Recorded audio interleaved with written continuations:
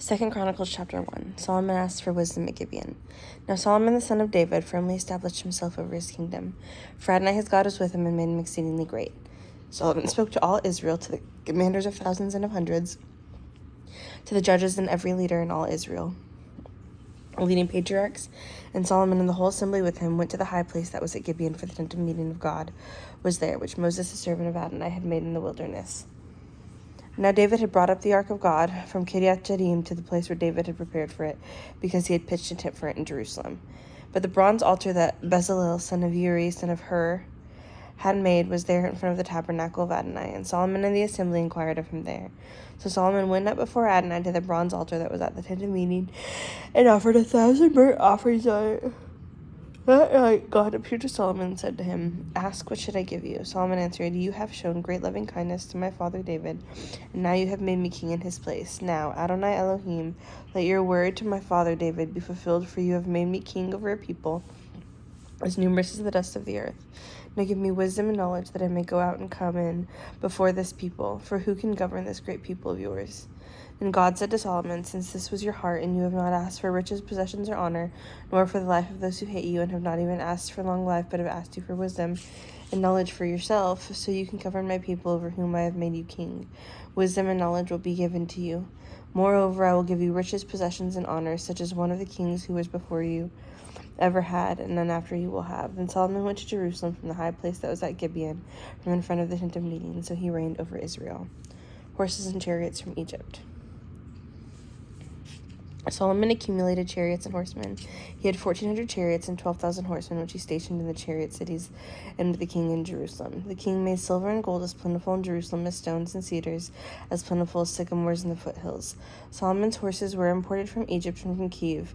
The king's merchants purchased them from Kiev at a price. They imported a chariot from Egypt for 600 talents of silver, and a horse for 150. So by the same means they were exported to all the kings of the Hittites and the kings of Aram. Solomon prepares to build. And Solomon vowed to build a house for the name of Adonai, as well as a royal palace for himself.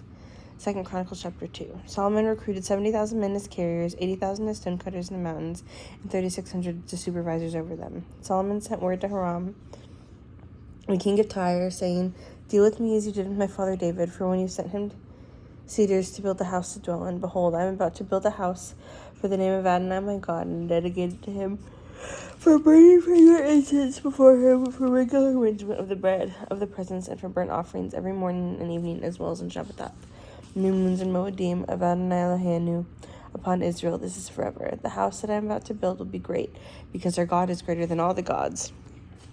But who was able to build him a house, since the heavens, even the highest heavens, cannot contain him?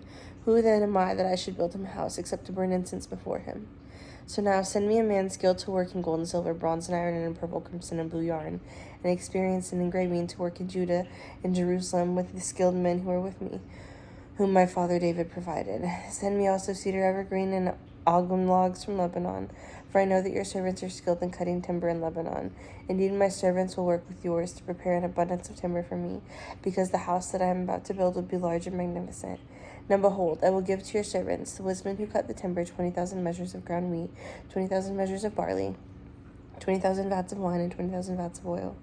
Then King Hiram of Tyre replied in a letter that he sent to Solomon, "Because Adonai loves his people, he has made you king over them." Then Hiram continued, "Blessed be Adonai, the God of Israel, who made heaven and earth. He gave King David a wise son, endowed with insight and understanding, who will build a house for Adonai and a royal house for himself.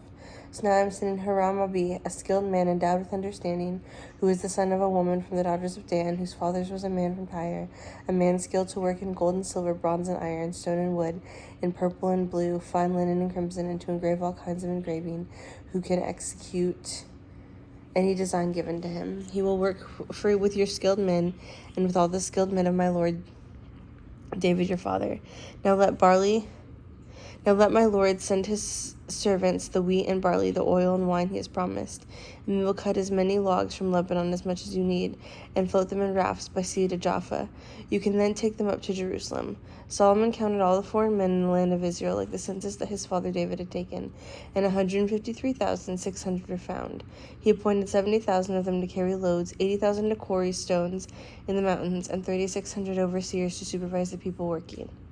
2 Chronicles chapter 3. Solomon builds the temple in Jerusalem. Then Solomon began to build the house of Adonai in Jerusalem on Mount Moriah, where Adonai appeared to his father David at the place that David prepared, on the threshing floor of Ornan the Jebusite. He began to build on the 2nd day of the 2nd month in the 4th year of his reign. Now the foundation Solomon laid for the building of the house of God was 60 cubits long and 20 cubits wide, according to the old standard. The porch in front of the house, along with its width, was 20 cubits, and its height was 120 cubits, and the inside was overlaid with pure gold.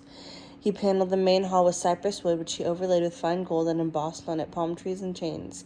He adorned the house with precious stones, and the gold he used was gold from Paravaim.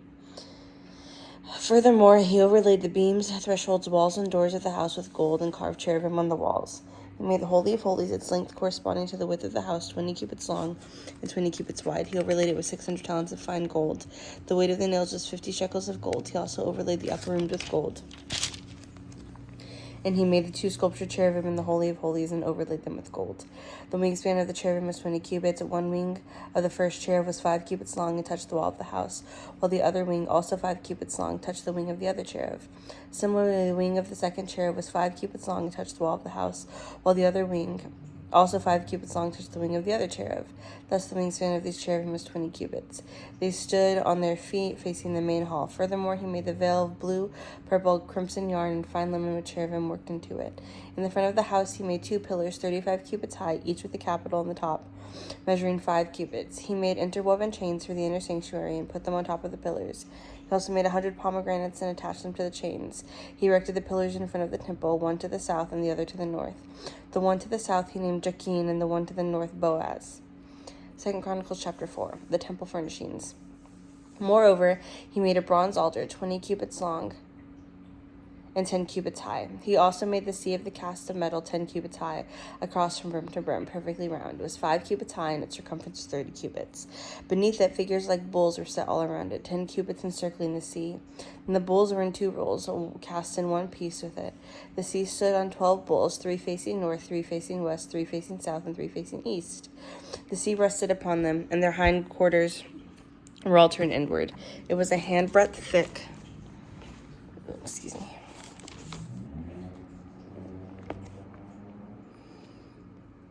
It was a handbreadth thick, and the brim was like the brim of a cup, like a holy blossom. It held 3,000 vats. He also made 10 basins for washing, and placed 5 on the right side and 5 on the left. In them the items used for the burnt offerings were rinsed, but the Kohanim washed in the sea. Next he made the 10 menorot of gold in the manner prescribed for them, and set them in the temple, 5 on the right hand and 5 on the left. He also made 10 tables and placed them in the temple, 5 on the right side and 5 on the left. He also made 100 gold bowls. Then he made the courtyard of the Kohanim and the great courtyard and the doors for the courtyard. He overlaid the doors with bronze. He set the sea on the south side of the southeast corner. Hiram also made the pots, the shovels, the bowls. So Hiram finished the work that he had undertaken for King Solomon in the house of God. The 2 pillars, the bowls, and the 2 capitals on the top of the pillars, and the 2 lattice works to cover the 2 bowls with the capitals that were on top of the pillars, and the 400 pomegranates for the 2 lattice works, 2 rows of pomegranates for each lattice work to cover up the 2 bowls of the capitals that were upon the top of the pillars. He also made the stands, the basins upon the stands, and the one sea with the 12 bowls under it, as well as the pots, the shovels, and the meat hooks. All the utensils Hiram made for King Solomon for the house of Adonai were polished bronze. The king had them cast with clay, earth from the Jordan Valley beneath Succoth and Zeddah.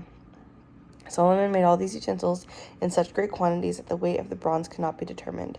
Solomon also made all the furnishings that were in the house of God, including the golden altar, the tables in which the bread presents, the menorahs with their lamps of pure gold, and to burn in front of their inner sanctuary as prescribed, with the flowers and the lamps and the tongs of gold, the purest gold, and the snuffers, the bowls, the spoons, the firepans of pure gold, and the doors of the house. The inner doors for the Holy of Holies and the doors of the house, that is the temple, were of gold. 2 Chronicles 5. When all the work that Solomon undertook for the house of Adonai was finished, Solomon brought in the things David his father consecrated, the silver, gold, and all the furnishings, and put them in the treasuries of the house of God, consecration of the temple. Then Solomon gathered to Jerusalem the elders of Israel, all the heads of the tribes of the patriarchal leaders of Bani Israel, in order to bring up the ark of the covenant of Adonai from the city of David, which is Zion. All the men of Israel gathered together at the king at the feast that is in the 7th month. So all the elders of Israel came, and the Levites took up the ark and brought up the ark that the tent of meeting was, along with all the sacred furnishings that were in the tent. The Levitical Kohanim brought them up. Meanwhile, King Solomon and the entire congregation of Israel, who gathered with him before the ark, were sacrificing so many sheep and bulls that they could not be counted or numbered.